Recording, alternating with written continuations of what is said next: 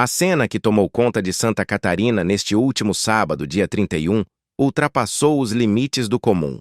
Em meio a uma pregação fervorosa no altar da Igreja Pentecostal, Deus é Amor, localizada na pequena cidade de Turvo, o pastor evangélico, conhecido como pastor Serginho Carvinho, tombou diante da congregação.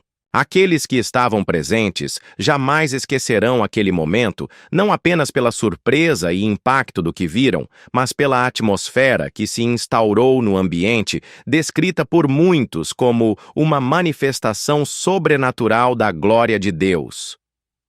Poucos segundos, o que parecia ser um culto como outro qualquer, se transformou em uma cena de comoção, reverência e mistério. Para os olhos do mundo, o pastor havia morrido. Mas para muitos fiéis, ele simplesmente foi arrebatado. Se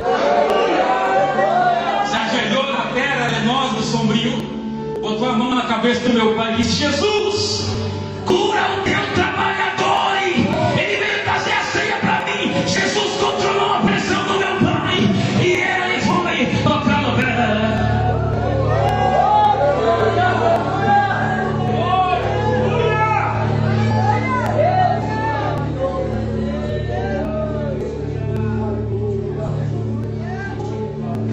Meu Deus.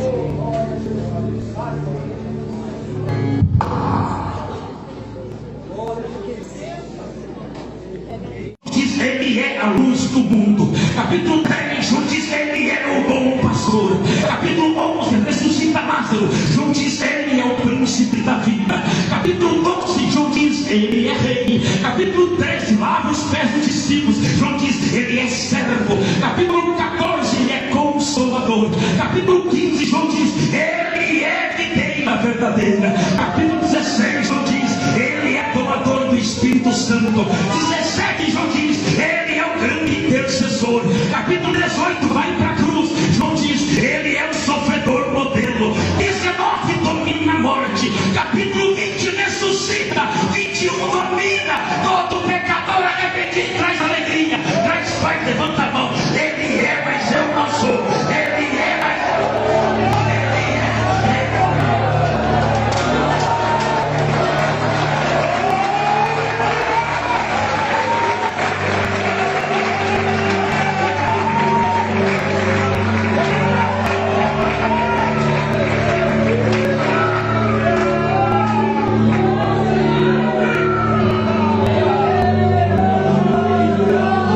fecha os olhos. Ele é, eu não sou, mas ele é.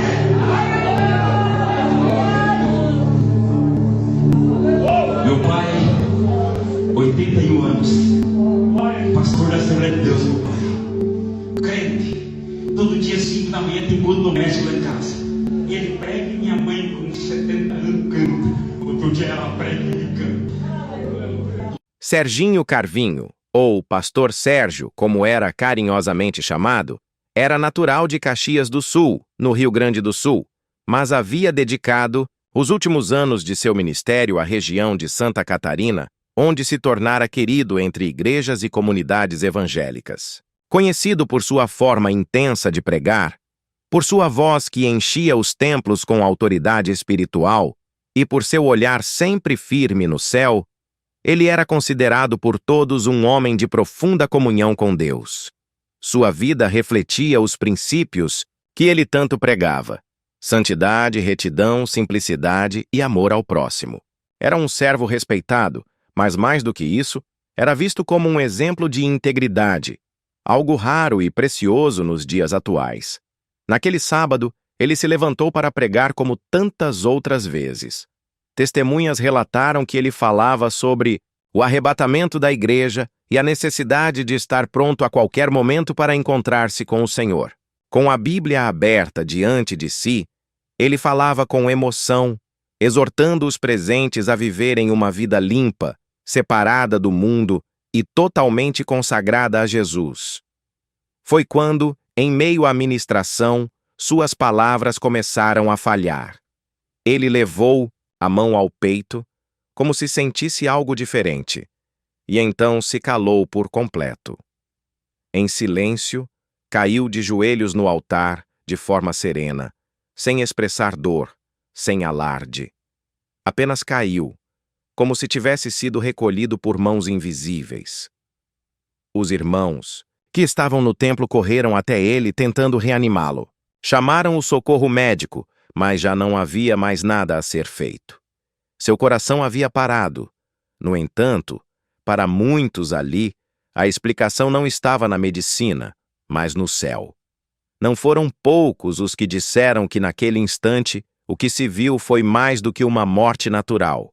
Foi um arrebatamento. Um evento celestial, profético, simbólico, uma chamada direta do Pai para que seu servo voltasse ao lar eterno. As palavras de um dos presbíteros presentes naquele culto ressoaram com força nas redes sociais horas depois. Ele não morreu. Ele foi levado. Ele foi retirado do meio de nós como Enoque, que andava com Deus e já não era, porque Deus o tomou para si.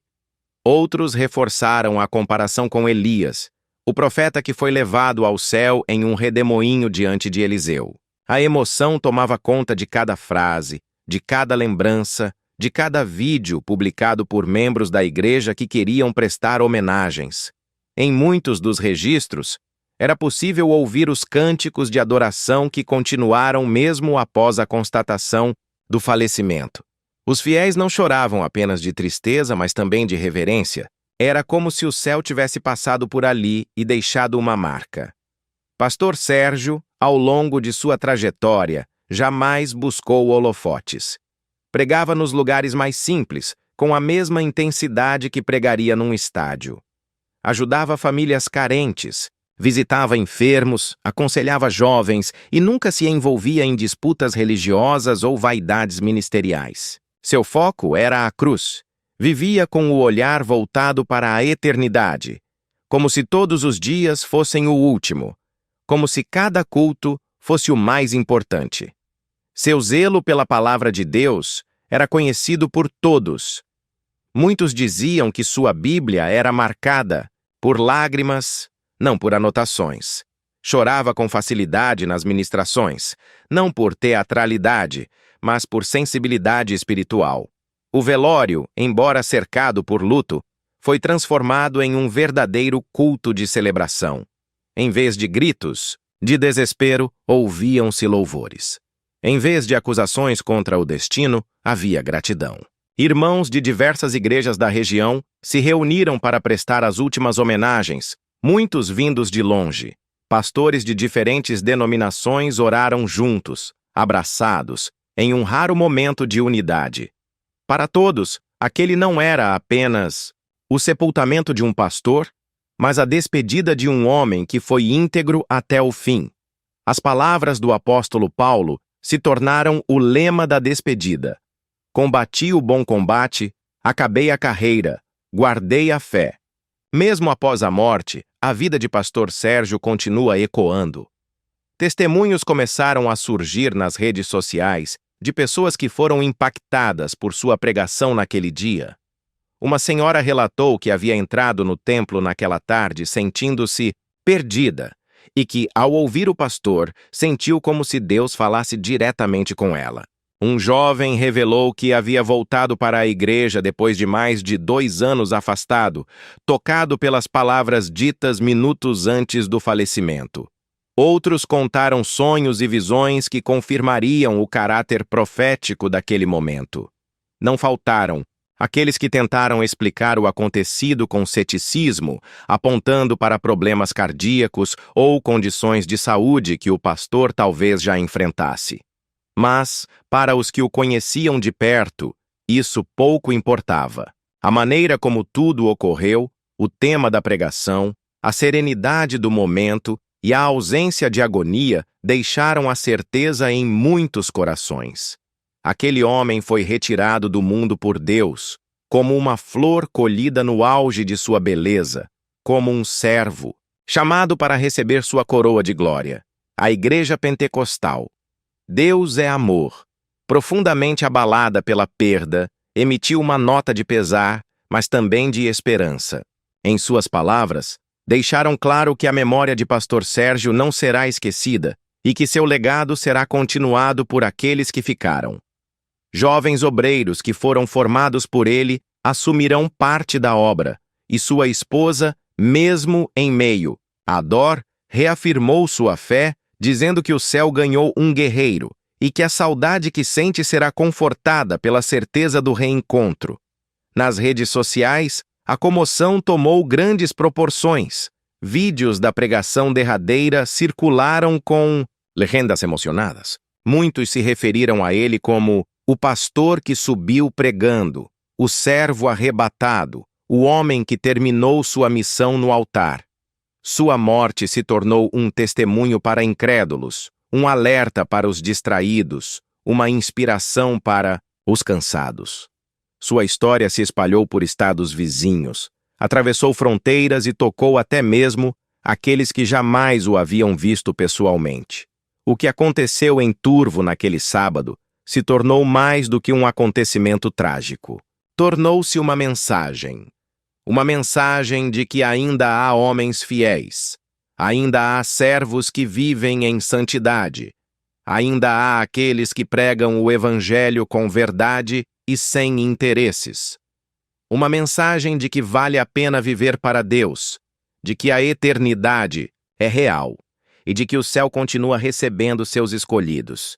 O nome de Pastor Serginho Carvinho agora está gravado não apenas na memória dos que o conheceram, mas na história de uma geração que pôde testemunhar, mesmo que por vídeos e relatos, o encerramento glorioso de um ministério fiel. Ele não caiu em uma estrada, não foi vítima de violência ou tragédia. Ele caiu no altar, diante do púlpito, com a Bíblia na mão, pregando sobre a volta de Jesus. Se há forma mais nobre de partir, talvez ainda não tenhamos visto, porque ele terminou onde todo pregador fiel gostaria de terminar, anunciando as boas novas, com os olhos no céu e o coração cheio de fé. Para quem crê, Pastor Sérgio não morreu. Ele apenas atravessou a cortina entre o tempo e a eternidade. Subiu como uma oração viva, como um cântico silencioso, como um vaso que cumpriu sua missão. A cidade de Turvo nunca mais será a mesma. Caxias do Sul, sua terra natal, também sente o peso da ausência. Mas o céu, certamente, se alegrou com a chegada de um guerreiro que combateu o bom combate e foi chamado, não por acaso, no altar da sua devoção. Que seu exemplo permaneça, que sua vida inspire e que sua partida nos lembre que viver para Cristo é o maior de todos os chamados.